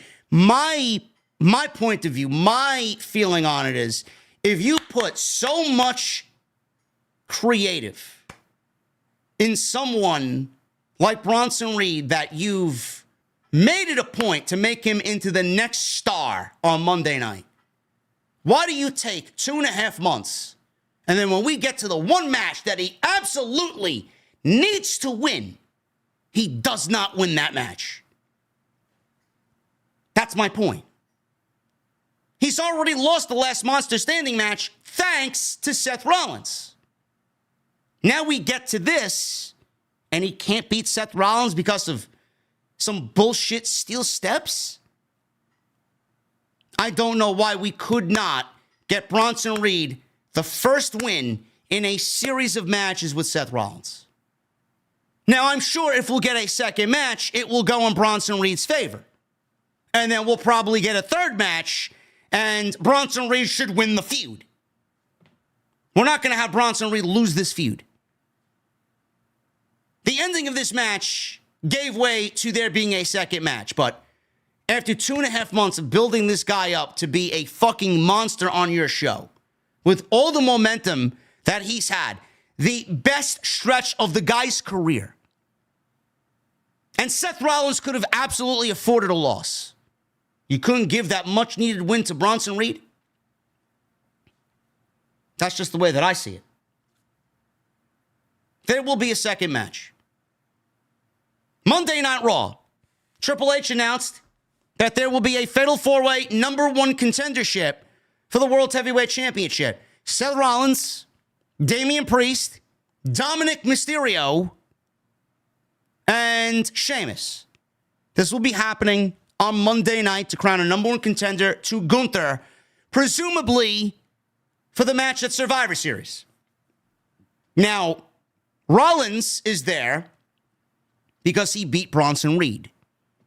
You would think Punk wants to be there, but Punk is not going to wrestle in Saudi Arabia. Rollins is there because he beat Bronson Reed. Now, Sheamus I'm not going to complain Sheamus is there. Sheamus has won matches. Sheamus is getting a shot because he deserves it, because he's won wrestling matches. I don't mind Sheamus being there. Anything Sheamus is a part of is a banger. No problem with Sheamus being there at all. But WWE on Monday night gave us a match between Dominic Mysterio and Damian Priest for #1 contendership. They had this whole thing where Carlito went to go ask Adam Pearce about getting Dominic Mysterio a match. He got him a match. #1 contenders match against a former WWE champion. That WWE champion was Damian Priest. Dominic Mysterio on Monday night beat Damian Priest. Was it fair? No. But he won. Dominic Mysterio, coming out of Monday Night Raw, is the #1 contender for the World Heavyweight Championship. That's what they wanted you to believe on Monday night. But the reason why Damian Priest is in that match and they're not going to adhere to what we got with Dominic after beating Priest on Monday night is because the way Dominic won. Adam Pearce saw what happened. He know Dominic didn't win clean. So he's putting Damian Priest in this match to give him another opportunity. And who do you think is going to walk away from this #1 contenders match? Sheamus is not going to be wrestling for the world title. Dominic Mysterio is not going to be wrestling for the world championship. And neither is Seth Rollins because of Bronson Reed. Bronson Reed is going to show face and take from Seth on Monday, giving the win to Damian Priest, who will then go on and challenge Gunther for the World Heavyweight Championship at Survivor Series. Done. So our second match is going to be built between Bronson Reed and Seth Rollins coming out of that fatal four-way match on Monday Night Raw. But I thought what these two guys did, the bulk of the match was very good. I just don't think Bronson Reed should be taking losses if the WWE puts so much effort, creative, and equity into Bronson Reed to only have him turn around and lose. Hopefully they right that ship and they get him back to his winning ways. Women's World Championship. Crown Jewel Championship. Liv Morgan and Nia Jax. They showed an angle from NXT where Liv Morgan and Raquel Rodriguez laid out Rhea Ripley in the NXT parking lot, the most dangerous place in all of North America. Apparently, Rhea Ripley and her injury is legit enough to a point where WWE is stating that she has a broken orbital bone and that it could be detrimental to her career. Now, they may be overstating that for storyline reasons, but I've already seen people start to claim, oh, well, we should do Rhea Ripley and Liv Morgan at WrestleMania. No. Now, I don't know how long it takes to heal and recover from a broken orbital bone, but if WWE could get Rhea Ripley back before Saturday night's main event, that would be the best place to do it. If she's not back by Saturday night's main event, Monday Night Raw on January 6th, the debut on Netflix, which is going to be an unbelievably huge show, that's probably the best place to do it. Liv Morgan needs to drop that championship before WrestleMania to Rhea Ripley. The storyline has absolutely zero heat. Zero.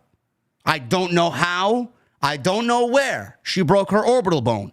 At first, when I saw the report, I thought it was all for storyline reasons to drag this shit out even more than we really need to. But in fact, the report says that it's legit. A Monday Night Raw, once again, without Rhea Ripley. That roster is, that division, I should say, is a shell of what it really should be looking like. This match, it went 8 minutes. 8 minutes too long, if you ask me. This was fucking god-awful. If this is what we are constituting as women's pro wrestling in 2024, and if you're okay with the level of women's wrestling here in this match, you are the fucking problem as to why nothing gets better. Everything about this was fucking garbage.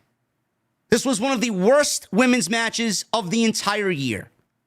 And at some point, we're going to need to start having a discussion on why Nia Jax is the women's champion. Like, I get that WWE wants Nia Jax as the champion for optics reasons, because The Rock and family related and this and that, and everyone's gonna decide, oh, it's Dwayne's WWE now. That doesn't make it right. When I look at somebody like a champion, I associate that champion to being the best at what they do. How on fucking earth is Nia Jax the best at what she does? This match had absolutely no reason to be anywhere on a pro wrestling card. Zero. Yet you want me to sit here and claim that this was a good show when I got shit like this that I got to be subjected to.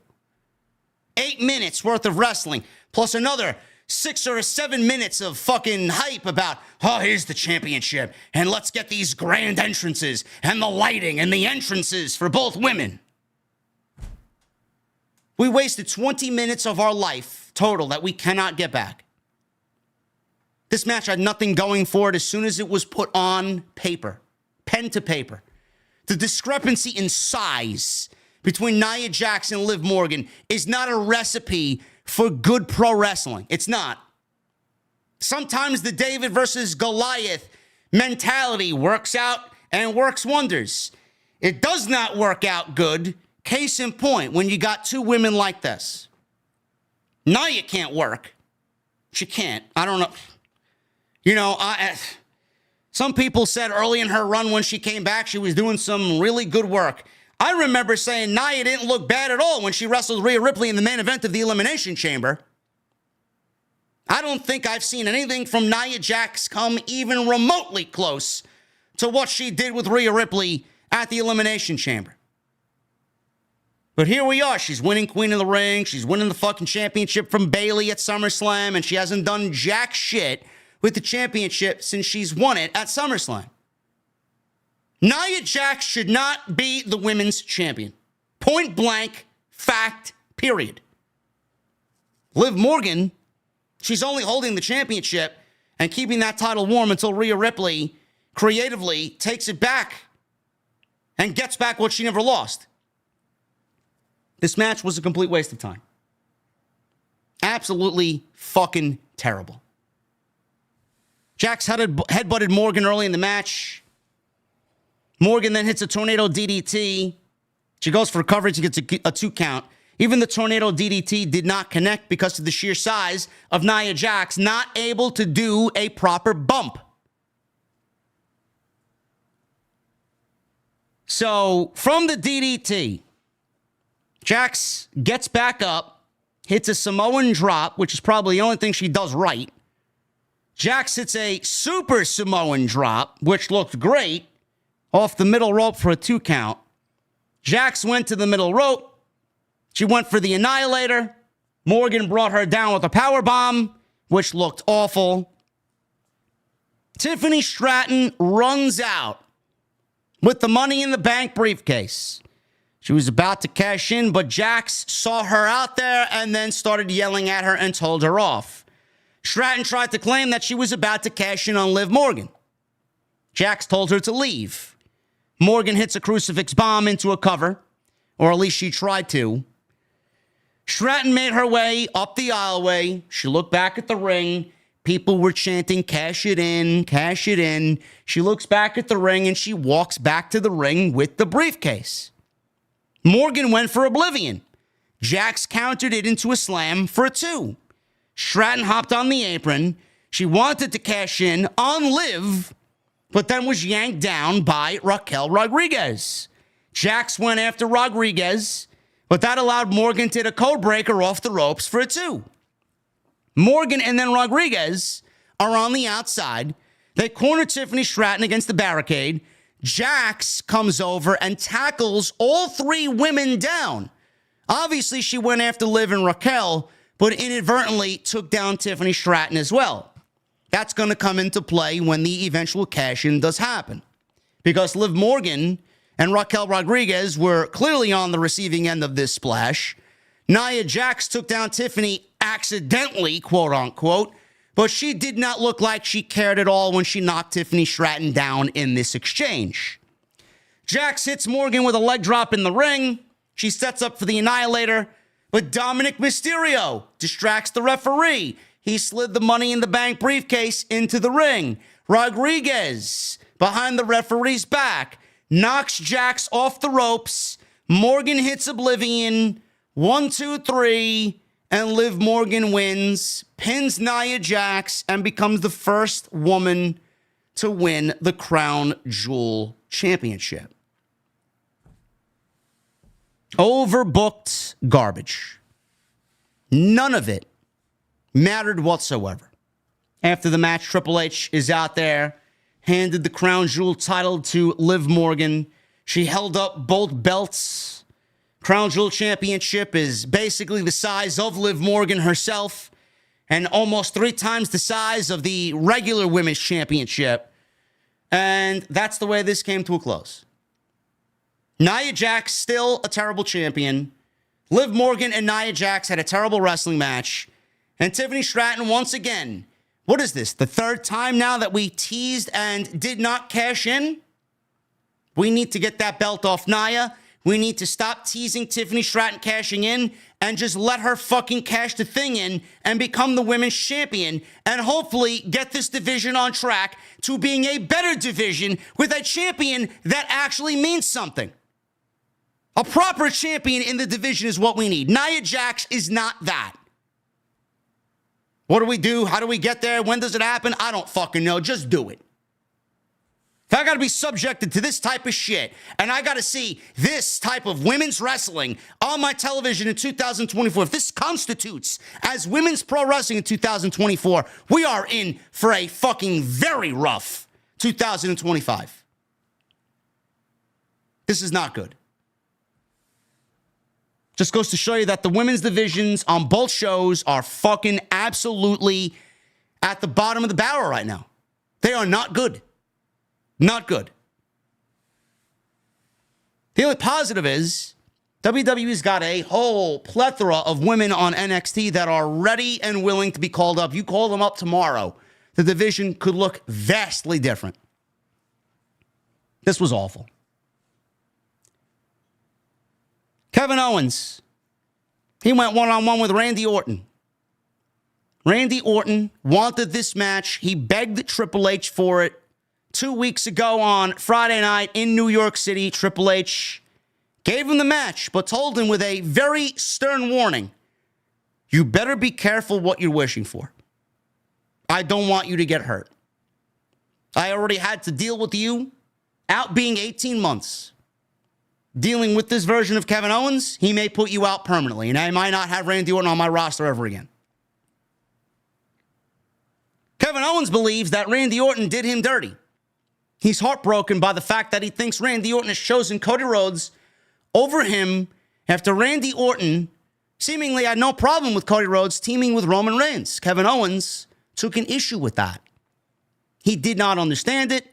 He doesn't like it because Roman Reigns treated Kevin Owens and SmackDown like his own personal playpen and gave Kevin Owens a very rough go over the last 4 years. Kevin Owens did not want to see the people that he befriended and trusted working alongside Roman Reigns. That's what it really boils down to. Again, blame Roman Reigns. I was looking forward to this match. I was looking very forward to this match. But the fact is, we did not get the match. The match did not happen. I thought Kevin Owens was going to win via referee stoppage. Randy Orton has lost on PLE for the entire 2024. The entire year, he hasn't had one single pay-per-view victory. I thought that was going to continue tonight at Crown Jewel. He's at least got a little asterisk next to Crown Jewel.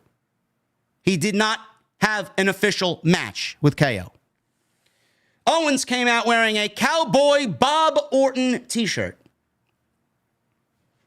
Gotta love Kevin Owens, man. Always looking to troll. He attacked Orton with a chair from behind during his entrance.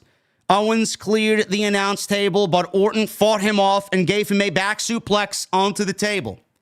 Orton sold his knee, which Owens targeted earlier with a chair.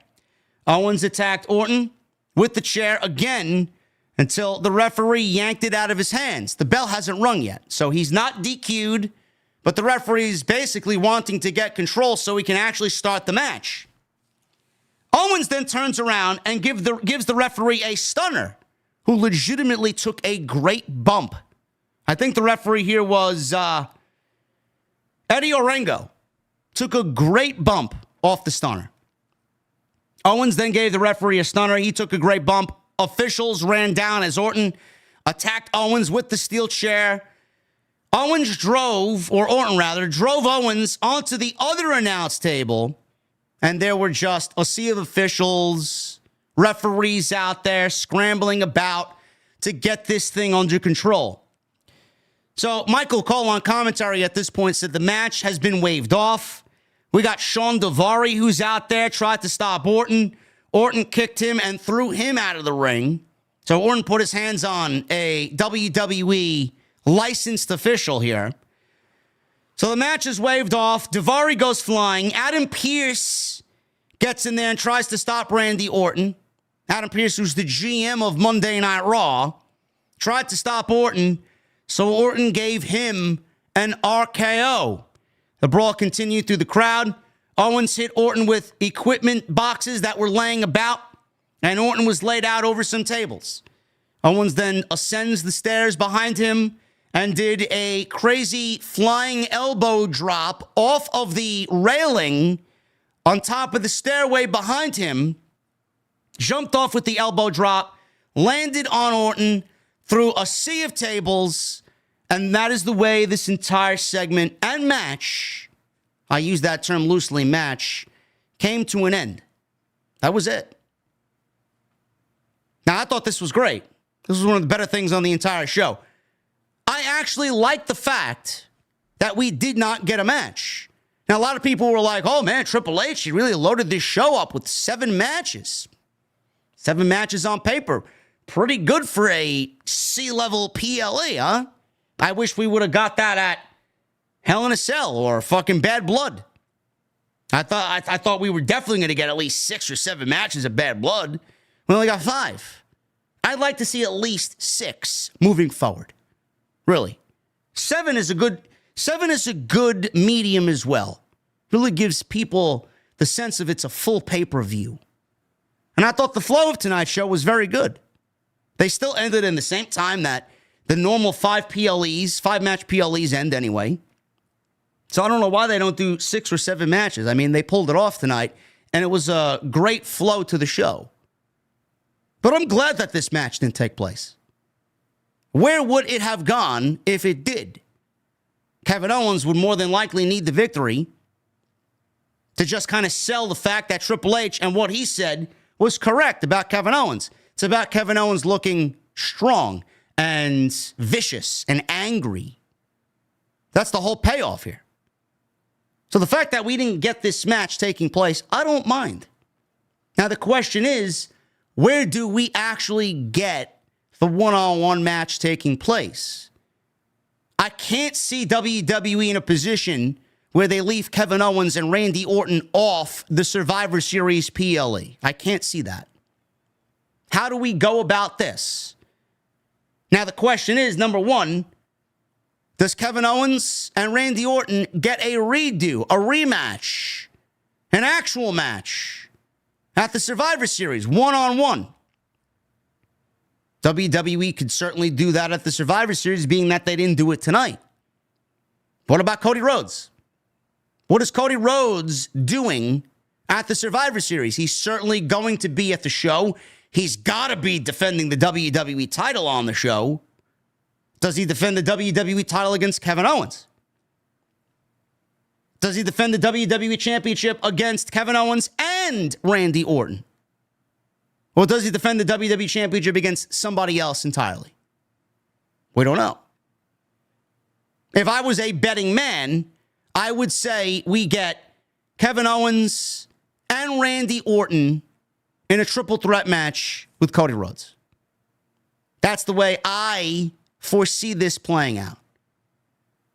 Now, I could be wrong. But like I said, I can't see a Survivor Series without Kevin Owens and Randy Orton on it. If they want to do Cody Rhodes and Kevin Owens at the Survivor Series one-on-one, and then Randy show face at the end of that match, I could certainly see that also taking place as well. And then we get possibly a triple threat match at Saturday night's main event between Cody, Randy, and KO. Maybe that's the way that they do it. Cody and KO one-on-one. Randy Orton shows up at the end of that match, and then we get Saturday night's main event, legitimately 2 weeks following Survivor Series, and then we get Cody, Randy, and Kevin Owens. I like that idea a little bit better. I think that's where they go with it. What do we do with Randy Orton and Cody Rhodes? Do we get a heel turn? Do we get that one moment that everybody's waiting for? I don't know. So we'll see what happens. But I thought this was very well done, and I thought this was excellent stuff. Triple threat match. LA Knight, Carmelo Hayes, and Andrade. United States Championship triple threat. This only went 9 minutes. Only went 9 minutes.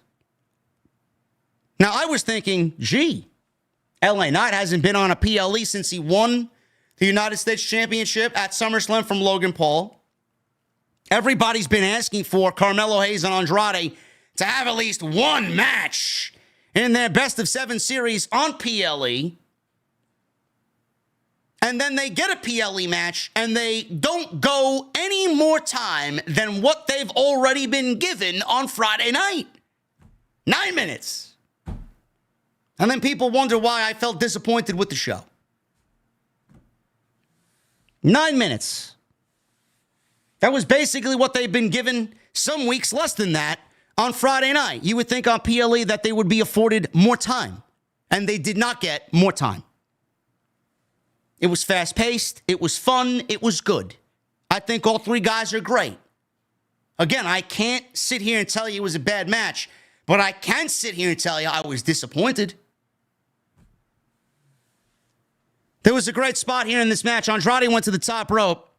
Looks like he was targeting Carmelo Hayes, but instead he hits a moonsault to the outside on LA Knight. Andrade hits Hayes with an avalanche fall-away slam, or looked like a Spanish fly. I think it was a Spanish fly. Avalanche Spanish fly. Both men down. Knight goes up top, and he hits the diving elbow, that little step-up elbow he does, but this time instead of doing it on one guy, he did it on both guys. Knight leapt onto the top rope, hit Andrade with an avalanche German suplex. LA Knight slipped on the top rope and accidentally crotched himself before readjusting and finishing the move. Hayes followed with nothing but net on LA Knight for a 2. Carmelo then went for a facebuster on Andrade. Knight caught him with a BFT, and that was all she wrote. Delivered a BFT, great-looking BFT. Carmelo Hayes takes a great BFT, and LA Knight wins and retains the United States Championship. Again, I mean, the last 2 it's almost as if WWE could not just wait to get through the match, Game 7, and get through this to move on to something else. Now, I had a feeling LA Knight was going to win, but I made a prediction of Carmelo Hayes taking the United States Championship because I do think Carmelo winning the championship would have at least forwarded the story into a new direction. Now I'm left asking, well, LA Knight won the United States Championship, or he retained, rather, the United States Championship. He won the United States Championship match against Carmelo and Andrade. Now exactly, where do we go? Where do we go from here? LA Knight wins. He beat both guys. Statement made. Case closed. Where do we go? Do we go back to Carmelo and Andrade? Does Carmelo or Andrade get a one-on-one match with LA? Like, where do we go now? At least if Carmelo won the championship, you'd have a heel champion. LA Knight and Andrade could chase. Factor in AJ Styles potentially because he was about to get into something regarding Carmelo Hayes. I just don't know where we go now. Does LA not have anybody worth feuding with over the United States Championship now?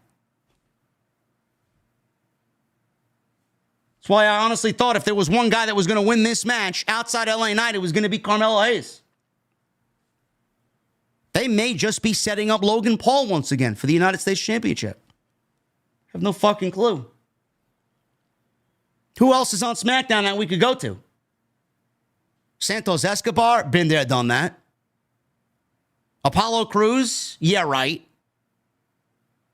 Who else is there? There is nobody. Everybody that you wanted us to believe in the United States Championship was in this match. The one guy I'd love to see, the one guy I would love to see on TV, period, and I do think he would be a great secondary challenger for a champion like LA Knight, would be Giovanni Vinci. Shinsuke Nakamura.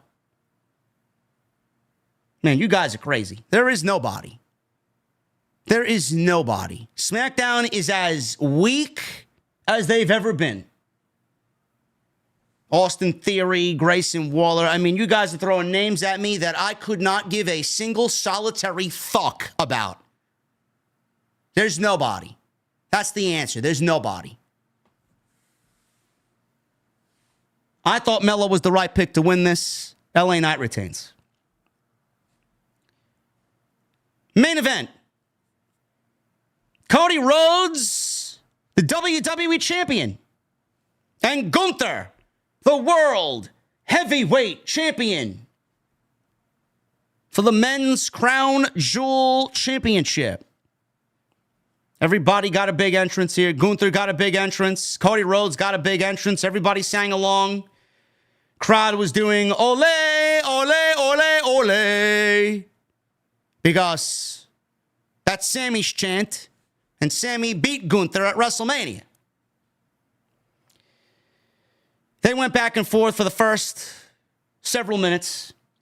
Rhodes had an advantage first, followed by Gunther. They went back and forth, tit for tat. Gunther went for the sleeper, which he ended SmackDown with. He choked Cody Rhodes out at the end of Friday Night SmackDown. That was the last thing that we saw. Rhodes quickly slipped out of it. Crowd was red hot. Seemed like they were going to be hot for this match no matter what, because it's the main event. Cody Rhodes, he's over. Everybody loves him. Gunther's a great heel. They had everything working for them. Finally, the crowd in Riyadh woke up after being dead since the opening match. So, Gunther is on the receiving end of some Cody jabs. Gunther cut him off. Gunther taunted the fans before hitting Rhodes with a big uppercut. Rhodes hits the drop-down gold dust uppercut. Clotheslines, knocks Gunther out of the ring. Rhodes knocked Gunther off the apron with a big springboard kick. Gunther tried a sleeper again, but Rhodes knocked him out of the ring. Gunther blocked a Cody suicide dive. He drove Cody into the side of the ring and body slammed him on the outside. He worked over Cody Rhodes back into the ring. We got more Olay chants from Saudi. Cody Rhodes came back with a big body slam, a big delayed reverse vertical suplex. Gunther comes back, body slam of his own. Rhodes followed with a superplex off the top, which looked great. Big power slam, jabs, the dusty bionic elbow. Rhodes tried for a disaster kick, but Gunther blocked it, and in a great transition, applied a Boston Crab off the disaster kick. Great. Gunther is fucking phenomenal. Rhodes almost escaped, so Gunther transitioned into a German suplex and then applied the sleeper. Rhodes fought out with some jawbreakers, which is a great counter to the sleeper hold. Gunther went for the sleeper again, but Rhodes hits Crossroads. Gunther hits a drop kick, follows up with a power bomb. Gunther chopped Rhodes, and my God, did he chop Cody. Oh my goodness. They showed replays at the end of the match. Holy shit. Cody's going to be feeling that one for at least the entire plane ride back home to the United States. Rhodes then shoves Gunther and fired back with some forearms. Gunther once again went for the sleeper, but Rhodes countered with a back suplex. Gunther came right back with a clothesline. Rhodes countered another clothesline attempt into a crossroads, and he gets a 2.5. Rhodes then goes for a super Cody cutter, and Gunther catches him in the sleeper. Gunther went for that sleeper several times, and he got the sleeper applied. Rhodes, this time, he was in the sleeper, but he rolled through, and he pulled the good old Bret the Hitman Hart and Stone Cold Steve Austin at the 1996 Survivor Series in their match at Madison Square Garden, where he was in the sleeper. He rolls back, and he's got Gunther's upper body pinned while the hold is still applied. 1, 2, 3, and Cody pins Gunther clean in the middle of the ring. No shenanigans, no cheating, no heelish tactics by Gunther, no Imperium interference by Ludwig Kaiser, no Kevin Owens interference to get back at Cody, being that he took Randy Orton out. Nothing. Clean as clean could be. Gunther slammed the mat because he was frustrated after the pinfall was decided. And Cody Rhodes is the new WWE Crown Jewel Champion. Cody Rhodes has had excellent pro wrestling matches during this WWE title run. If you don't like Cody as champion, there is certainly a fair amount of criticism from a lot of people that is absolutely warranted for Cody Rhodes as WWE champion, because there hasn't been enough story. The one story that we've all wanted, we're getting now. Randy and Cody, that's building. We're in the building phases of that. We're in the infancy stages of that. Plug in Kevin Owens and what he's got going on right now, and the mystery behind why Kevin Owens is so angry and where he falls into the entire puzzle. That is an added sense of unpredictability that I think everybody appreciates, because everybody loves Kevin Owens. So the Cody Rhodes story we're getting now. He's been the champion since April, though. April, May, June, July, August, September, October. We finally got all this kind of ramping up in October when he teamed with Roman Reigns against Solo Sikoa and Jacob Fatu at Bad Blood. Now we're moving on into him being done with the Bloodline. Bloodline's got their own story playing out. Now he's involved with Randy and Kevin Owens. So that story's finally there. But there is criticism as far as Cody is concerned, for sure. And I agree with all the criticism. Like, where was this story early on? But outside all of that, take all that away. The matches that Cody Rhodes has delivered as WWE champion may be some of the best of his career. 2 matches with AJ that were banger matches. The match with Gunther tonight. The tag team match that he had with Roman Reigns. The match that, I guess, the one at SummerSlam with Solo wasn't all that great. I mean, it's probably the one dud in his entire title run. But he's had some banger matches on paper. The one with Logan Paul stands out, even though that match didn't have any story going into it. He's had great matches. And this is just another one of those matches that's going to go on the list of Cody Rhodes' great WWE Championship matches for 2024. So give the guy a little bit of credit. But I was surprised that Gunther lost clean here. I legitimately thought Gunther was going to win because of some sort of shenanigan. Kevin Owens, maybe some outside interference from KO. I did not think that WWE was going to have Gunther lose clean. The one thing in WWE that's been the most protected is who beats Gunther. There's only a handful of people that have beaten Gunther. Ilya Dragunov, Sami Zayn, Braun Breaker, and now Cody Rhodes. if it didn't matter, then it shouldn't have been Cody to beat Gunther in this type of match. But I'm assuming that it was this type of match, and they felt like Gunther losing would not take away any of his credibility. That's the reason why Gunther lost this match clean. I don't know, to me, if I would have done it, I don't know if I would have had the heart to pull the trigger on that one, because I know how protected Gunther's win-loss record is in WWE. But I don't think Gunther loses anything from it. If you think Gunther loses any credibility from losing to Cody Rhodes, you're a complete idiot. Gunther doesn't lose a fucking shred of credibility. At the end of the day, it doesn't matter. I was just shocked to see it because he's already lost once this year. I mean, we went 666 days without him losing a fucking match. So to see him lose is shocking when it does happen, especially when it's clean.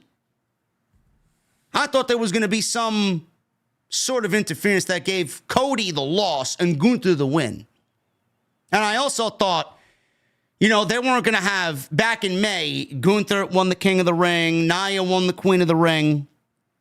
I thought that they would at least come into this not having both win again, because the last time they were in Saudi, they both won. I was maybe thinking along the lines of, well, they won't have both win again here in November. They may have one win. It was more than likely Gunther was going to win more so than Nia. But WWE made the decision to have both win in May and then both lose in November. So again, I don't think Gunther loses any credibility whatsoever. What he does at Survivor Series, I'm assuming he gets Damian Priest. I'm assuming we get Damian Priest and Gunther at the Survivor Series. It's not going to be an overly big championship match because everybody's tuning in to see the War Games Bloodline versus Bloodline. So I could see WWE lining up the undercard with some good matches, but nothing that really is going to be stand out because we got the War Games match looming, and that's what everybody's going to be looking for. But at the end of this show, I didn't feel anything towards this show. I thought this was a throwaway show. We had some good, mostly bad. I don't feel any emotional ties to this show whatsoever. I am very happy that we are finally through this show. We got one more show to get through that's taped. Monday's show will be taped. Raw's show will be taped in Saudi tomorrow. And then we can finally get on our way to Survivor Series. And then after that, Saturday night's main event. And then after that, Monday Night Raw on Netflix. And then after that, we begin the road to WrestleMania. So this January hits, you just get the feeling of it's Rumble season, and that road to WrestleMania is going to be kicking off. But was this a thumbs-up show? I would not say this was a thumbs-up show. I would say this was probably one of the worst Saudi shows that they've done. Out of the last 4 or 5, I would say this is the worst one. Thank you guys very much for joining me here on the official Crown Jewel post show right here on OTS. Super chats, they will remain open. Get them on in, and we are going to hang out in just a little bit, man. Follow me on social media at JD from NY206, Twitter, Instagram, TikTok, and Cameo. Hit that subscribe button. Turn on the bell for all notifications. Go check out all the other content on the channel. There's plenty of it. Monday, we were live for Raw. Tuesday, episode 71 of Tuesday Night Titans with the Solid Monster. Wednesday, Jesse and I were live for the Dynamite post. Friday, I did SmackDown. We did talk about the releases. Baron Corbin, Tegan Nox, and Indy Hartwell all released from the company. So go check that out. Next time you see me back live will be Monday. We will be live right here after Monday Night Raw. Tuesday, there is no Tuesday Night Titans because it's election night. Nobody's working election night. I will be live on Wednesday, depending on what time each show is taking place. I may do a dual review of both NXT from the ECW Arena and AEW Dynamite. I'm not sure yet. If they are happening at the same time, I will focus on one show, watch the show that I do not watch live Wednesday, and cover it Thursday. So we will do that. I'm not sure what I'm doing yet. I may put a poll out on Twitter to really gauge what you guys are feeling. And please hit that thumbs up, guys. We need 150 likes for 1,000. Can we get to 1,000 likes on the Crown Jewel post right here on OTS? Let's start at the top here.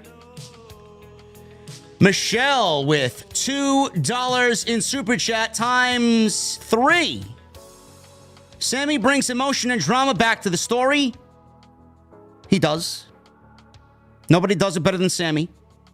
I love Seth, but Reed needed to win here. I agree. Now with KO Orton, SmackDown has a must-see feel, not Raw. Now, Raw has actually diminished in that must-see feel department. To be honest, they haven't had Seth Rollins, Drew McIntyre, or CM Punk because of the Saudi build. So, hoping we get CM Punk back imminently because, God, does the show need him. Now they got Rhea Ripley out, Asuka's out. A lot of injuries. Timmy No Turner with a $1.99 shitty booking from Hunter McMahon today. Yeah, it wasn't his best. It wasn't his best.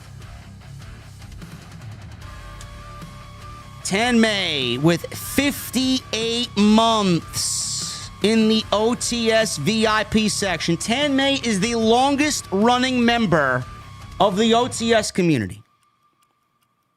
I may actually have to create another emblem, another emote for Tan May to go out there and chase. I may get a Dark Horse emote made. I think I'll set that one at 128 months. Or something along those lines. I don't know yet.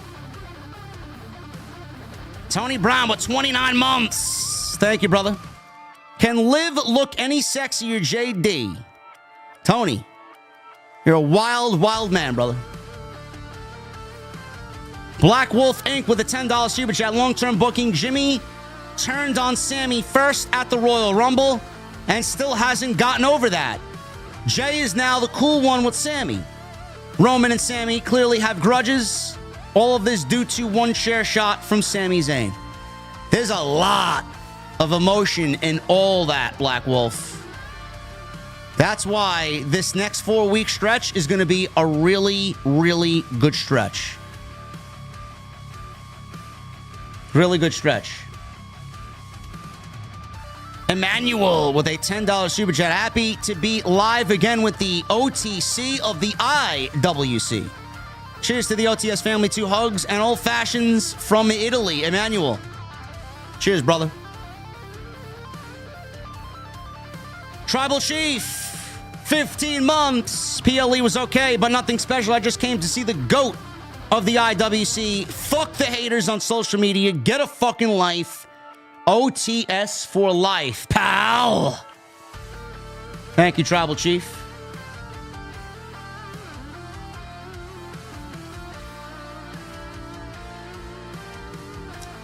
Raging Girl Gamer, 48 months. Oh my goodness. She says, I finally got the Mustang emote, even though I can't stand Mustangs. Crazy how that works. What are you talking about, Rage? Everybody loves Mustangs, especially the Dark Horse. Oh my goodness.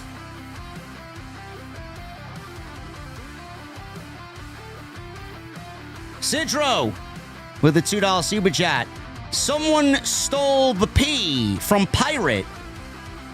He became irate.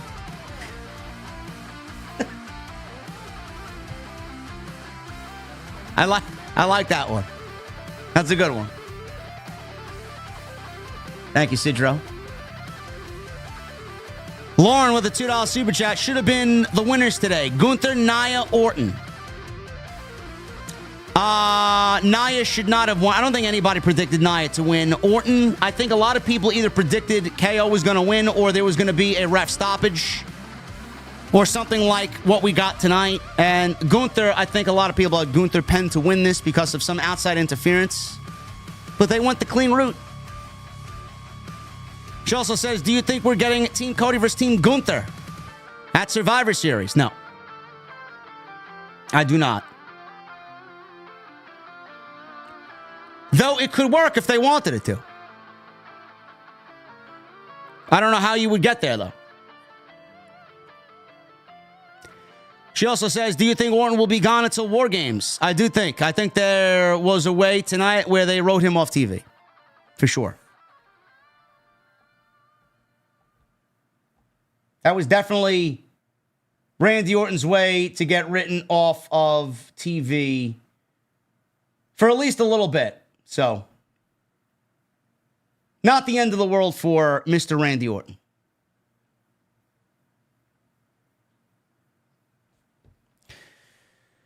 Mason the Legend with a $9.99. Oh, yeah, man. That OTS intro hits. I know it does. Of course it does. Only geeks complain about the intro. There's something that exists called fast forward. Use it.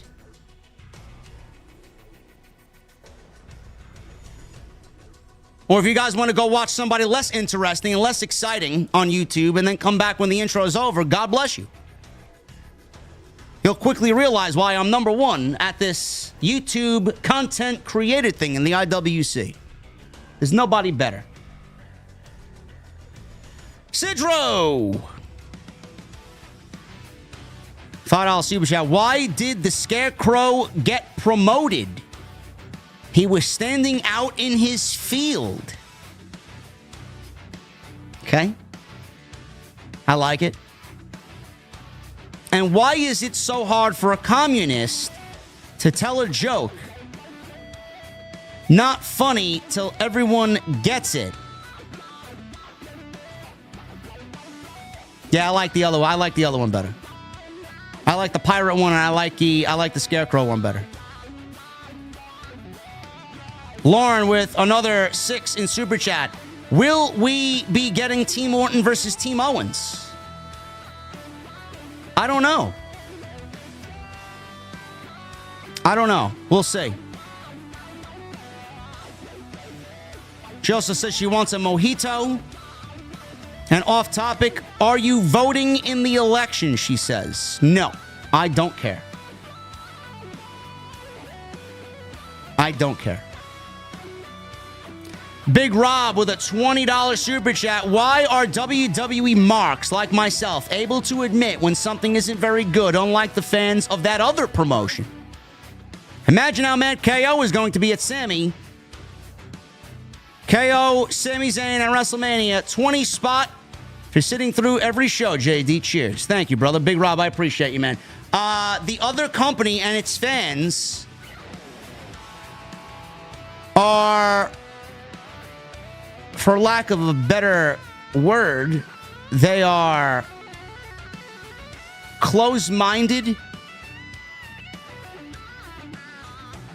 They're stupid. They don't understand criticism. And they live in such a small bubble that they've been manipulated to think what is right is wrong and what is wrong is right. They don't know the difference. They don't know what's good. They only know what Tony serves them. That's a problem. And from what I'm hearing personally about where this Jon Moxley story is going, if they go in the direction that I'm hearing, that may be the nail in the coffin for AEW. Tony should already be in the process of looking for someone else to book his show if that is the way that they're going.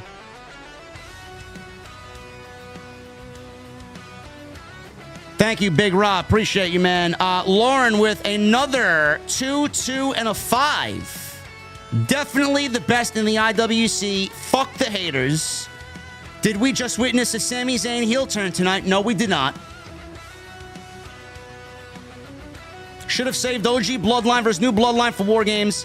Imagine the pop Heyman will get when he returns, or we may get Team Rock versus Team Roman. Thoughts? No, we're getting what you saw tonight. It's the War Games match. Paul Heyman will reunite everybody, and the reason why they did what they did tonight is to give you an appetizer for War Games. It's not the end of the world. Simply the Pope with 30 months. To another 30 months, what the fuck are you drinking? Simply the Pope. Thank you, brother. The Bastard, 97 with 19 months. 19 months to the GOAT. Also, did anyone else have a laugh when the Saudi crowd was chanting WrestleMania and Triple H said, yes, it's in Vegas? Bro, WWE does not want WrestleMania in Saudi Arabia. They don't. They may be forced to take the offer because I'm sure they will receive more money than they could ever possibly imagine for a WrestleMania show. Whatever they normally do, quadruple it. He does not want WrestleMania in Saudi Arabia. Jamel Turney with a 199. JD will do at least one Black Ops 6 stream for us. I've thought about it, Jamel. I just don't know when. I truly hate the game, but just like with any game where you got to get new weapons and level them up, you know, it's the grind that keeps me coming back. The torturous grind. That's why I play Destiny and get the same fucking roll after every activity. Maybe. What's happening with a $4.99? Literally fell asleep during Crown Jewel. I don't blame you. I was about tapped out at the end of the Cody Rhodes and Gunther match. I wanted to go to sleep too. My guy, John Clockwork. What's up, brother? John Clockwork here. I think they rushed the reunion of the OG Bloodline so that they can play the story out in the back. Heading into Survivor Series, Heyman is the final key after Sammy gets good. Yes. Yes, Heyman will be back in the next 4 weeks. Donnie with a... Yes, Zero. It's fun when you know how to use a shotgun. I've had some banger clips with the shotgun, man. But my God, man, the spawns may be the worst I've ever seen. Every time I spawn in, I'm either shot in the back, someone's spawning behind me, someone's spawning. I can't. Like, the most frustrating thing is getting into a fucking game, shooting someone, dying, spawning, and then getting immediately shot. Like, I can't even think about where I need to go. I'm getting shot in 6 different fucking directions. The game is not made for navigating a map, well thought out routes. They don't want you to be a smart player anymore. They want this tick-tock mentality, man. Shoot, get a kill, die. Shoot, get a kill, die. I hate it. It's not the way the game is supposed to play. John Clockwork, thank you, brother. Donnie with a 5. I love Gunther and Cody, but it sucks seeing Gunther pinned for nothing. One of the reasons why I did not really like it. The ending, anyway. The match was great, but I did not like... What does it mean? Genuinely, what does it mean? New Bendy Comics with a 26 months. I have a question, JD, and chat. If all the YouTubers in the IWC were on an island, no phone or tools trying to escape, who would win? I picked Jim Cornette.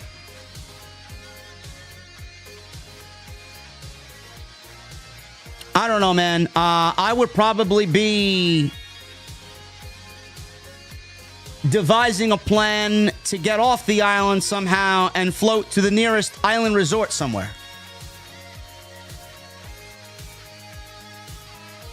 Tone C with a $2 super chat. One good thing is we get JD on a Saturday afternoon. Yes. It's always good when I'm here. Sidro.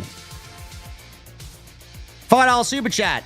Did you know that the urge to sing The Lion Sleeps Tonight is only ever a whim away? A whim away, a whim away.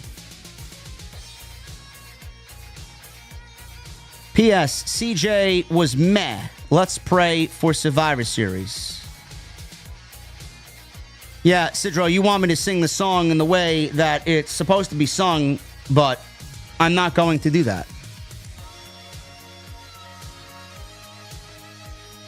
Thank you, Sidro. I liked your pirate one, and I liked your other one better. What was the other one you had?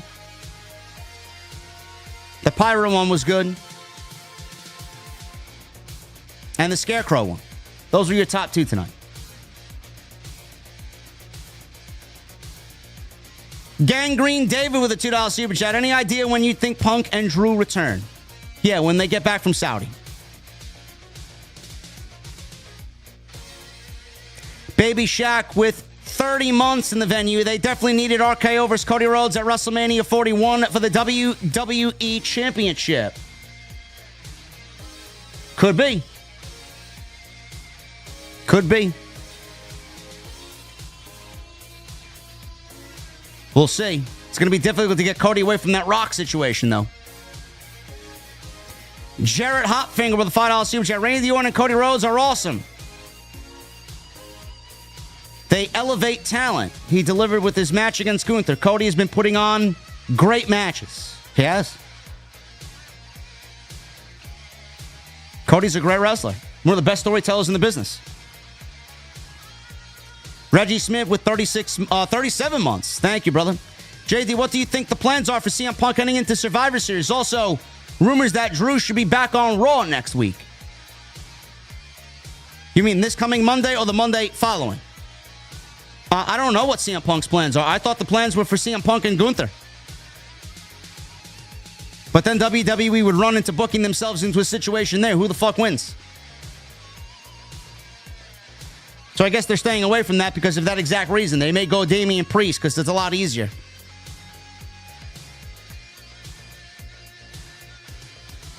Mike 43 with 30 months. Sorry, 30 months. You'll have 33 months very soon. I miss traditional Survivor Series elimination matches. They should bring it back. NXT Women's Division deserves War Games. They do. They do. I would do at least one traditional Survivor Series match. Rich Gamble with 30 months. What's up, King of the IWC and OTS family? PLE was okay for what it was, but I cannot wait until Survivor Series. I have a feeling it will be special. It will be. I think we're going to get a banger Survivor Series, man. Timmy No Turner with a $1.99. I can watch AEW for zero. I can watch AEW for bangers. Zero excuses for Cody's run. What does that have to do with Cody being a great pro wrestler? Cody's a great pro wrestler and has had great pro wrestling matches. He's the WWE champion. He should be having great matches. Brian Owens, 20 months. Triple H needs to stop putting PLEs in the afternoon, especially in the fall. Very forgettable to turn on, especially with football on. Brian, you're talking to someone that could not give a single solitary shit about college football. Who cares? If you enjoy it, you enjoy it. PLE will be there waiting for you if you want to go back and watch it on Peacock. Zeno Zero with a $10 super chat. At least Goldberg or Oldberg wasn't there tonight. Keep him the fuck away from Gunther. If he gets injured because of him, imagine the death blow to Triple H's plans. Side note, what is your favorite generation of Mustang? I don't know, man. I am quite fancy on my dark horse, so I don't really know any other generation outside of the Mustangs that I've owned, to be honest with you. The ones that I own mean the most to me because I worked my ass off for them. And then Goldberg came out today and said that we will be getting a Goldberg retirement match in WWE in 2025. He made it official today. So he is definitely wrestling next year. When, where, nobody knows. Against who, nobody knows. But it could be against Gunther. Could be this year against Gunther. And then next year, I actually vote for Braun Breaker to retire Bill Goldberg. That's my pick. Johnny Boy Vaccaro with a $5 super chat. Notice how they talked about how heavy the Crown Jewel belt was. Two guys carrying it around, only to see Liv Morgan carrying with ease. Lame title. Yeah. Yeah, I don't give a fuck, honestly. Mel's Matt Chat with 42 months. Hey, JD, hoping you're doing well. Been having some health issues and need some prayers tonight. Mel, I hope you get well. Everybody in the chat, give some prayer emojis to Mel. She's been with me for 42 months. Thank you, Mel. Kal-El with the $2 super chat. Is Rhea Ripley legitimately hurt or work? They supposedly are calling it a legit injury. So we'll see. Hollywood Guy with a $2 super chat. JD, to heal from an orbital fracture is 3 to 6 months. Man, listen. That's ridiculous. Where did she get hurt? Did she get hurt at Bad Blood and we didn't know? I don't know. Anyway, guys, I'm about to get out of here. I appreciate you all very much. What a great stream this was, huh? Hit that thumbs up if you guys have not done so. Everybody on my Twitch, thank you guys for watching over there, man. You guys are awesome. Appreciate you all very much for hanging out tonight. Crown Jewel in the books. Next time you see me, we'll be live on Monday Night Raw. Right here on Off the Script. Follow me on social media at JD from NY206. Twitter, Instagram, TikTok, and Cameo. Hit that subscribe button down below. Turn on the bell for notifications. Go check out all the other content on the channel. There's plenty of it. Thank you for all the super chat love tonight.